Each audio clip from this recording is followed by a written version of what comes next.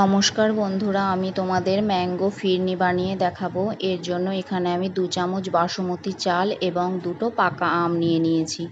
পাকা আমটা এবার ছোট ছোট টুকরো করে নিয়ে মিক্সিতে ব্লেন্ড করে নেব। বাসমতি চালটা আমি 30 মিনিট আগে ভিজিয়ে রেখে এটাও আমি মিক্সিতে আধ ভাঙা করে ব্লেন্ড করে নেব।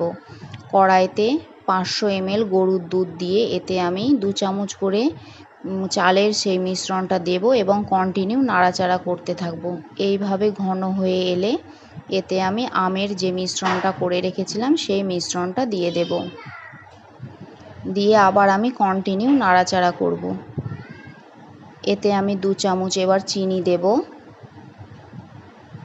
ছোট হাফ চামচের মতন এলাচ গুঁড়ো দেব এবং কিছু কাজু কুচি দিয়ে দেব। দিয়ে কন্টিনিউ নাড়াচাড়া করে ঘন হয়ে এলে নামিয়ে নেব। তৈরি হয়ে গেল ম্যাঙ্গো ফিরনি।